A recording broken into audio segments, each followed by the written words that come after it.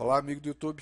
Aqui é o professor Dr. Antônio Juliano Breiner, de Três Pontas, Minas Gerais, sócio do Laboratório Breiner e professor da Unifenas, na Faculdade de Medicina. Hoje nós escolhemos para apresentar a meningite bacteriana, um assunto relevante e importante na área de saúde. A meningite, o conceito de meningite é uma doença inflamatória das meninges, que acomete esses envoltórios e o espaço subaracnóideo, que contém o líquido cefalorraquidiano.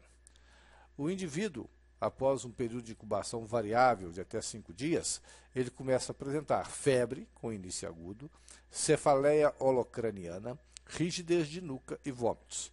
Observe que a manifestação clássica, que é essa rigidez de nuca, cefaleia, vômitos, só 60% dos indivíduos que apresentam. Então é importante observar que nem sempre vão estar todos os sinais presentes no indivíduo. O médico tem que estar atento a isso. Os agentes etiológicos, vamos apresentar agora por faixa etária. Menor de 1 mês, o indivíduo tem. A meningite pode ser causada pelo Streptococcus agalatae, Escherichia coli e Listeria sp. O indivíduo de 1 mês a 23 meses, até 2 anos, Streptococcus agalatae, Escherichia coli, Listeria, agora começa a aparecer o Streptococcus pneumoniae, a Neisseria meningitidis ou a Haemophilus influenza. Esses 3 é que nós vamos enfatizar no nosso trabalho de hoje. De 2 a 50 anos, Streptococcus pneumoniae e Neisseria meningitidis. Acima de 50 anos, Streptococcus pneumoniae, Neisseria meningitidis e Listeria. A Neisseria meningitidis, ela também conhecida como meningococo, porque são cocos arredondados, né, e que atinge a meninge, por isso que tem o apelido aí de meningococo. Ela atinge adulto jovem, o início é abrupto, a evolução é rápida, forma petequias, raste cutâneo e instabilidade hemodinâmica. Observe nesse diapositivo a bactéria, que é um diplococo, são 2 cocos gram-negativo, né?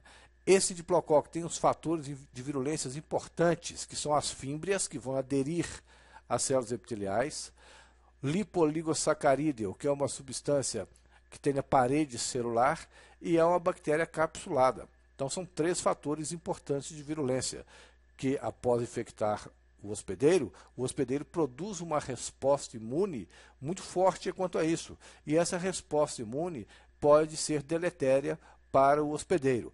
Observe bem que o sistema imune responde à cápsula, ao loss, produzindo fator de necrose tumoral, interleucina 1, interferão gama e diversas outras citocinas e substâncias inflamatórias que pode levar o indivíduo ao choque séptico, né?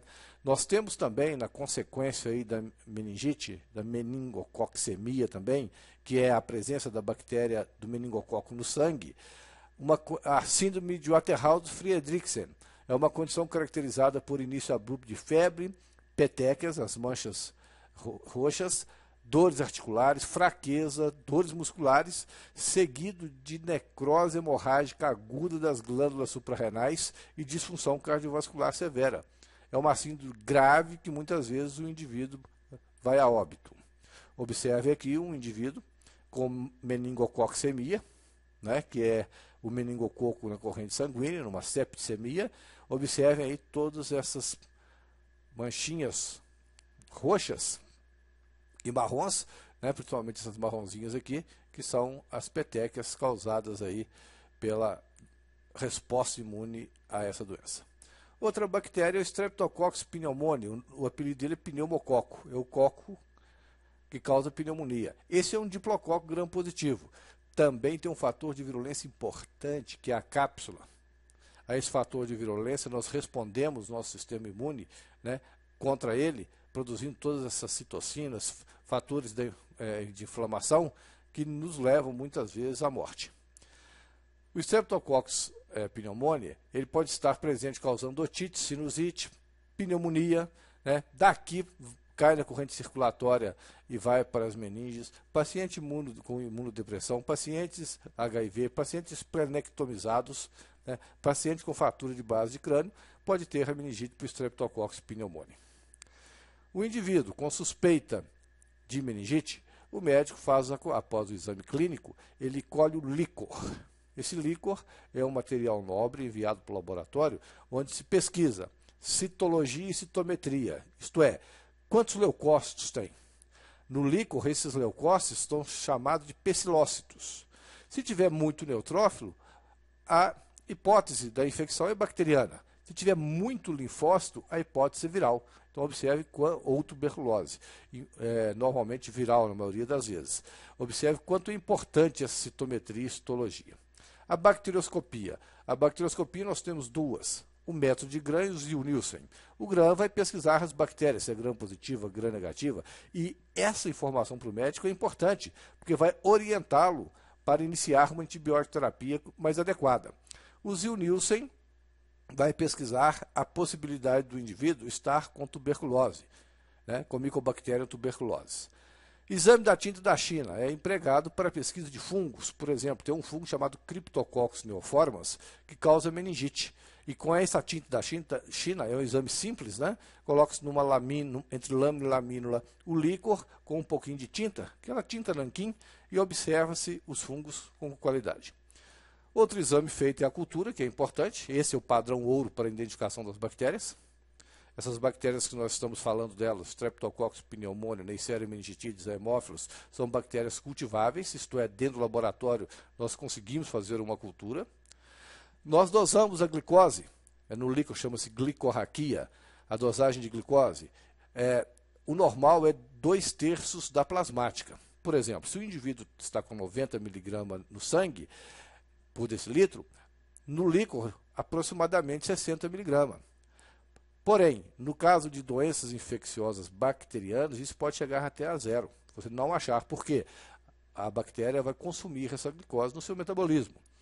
Outro item importante é a proteína, a dosagem de proteína no líquor, que é proteinorraquia, que normalmente nas doenças infecciosas bacterianas está elevado.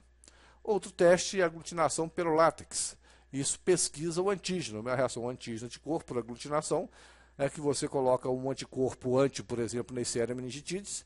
Se tiver o antígeno, vai ocorrer uma formação de um grumo que é facilmente visto. Esses exames são fundamentais para corroborar com a hipótese de diagnóstico do médico. Aqui nós temos o médico de cloração de Gram. Esse primeiro quadro à esquerda, nós temos os diplococcus Gram positivo, que é o Streptococcus pneumoniae. À direita, o diplococo Gram negativo. Observe que tem uma área clarinha em volta, que é a cápsula. Aqui também no Streptococcus também tem.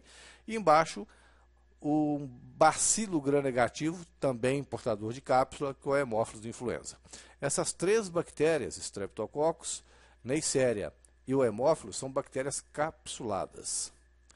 Aqui nós temos o crescimento bacteriano, onde coloca-se o líquor em semeia o líquor em uma placa de cultura, incuba-se no outro dia, 24, 48 horas, dentro de uma técnica bacteriológica correta, observa-se o crescimento da colônia.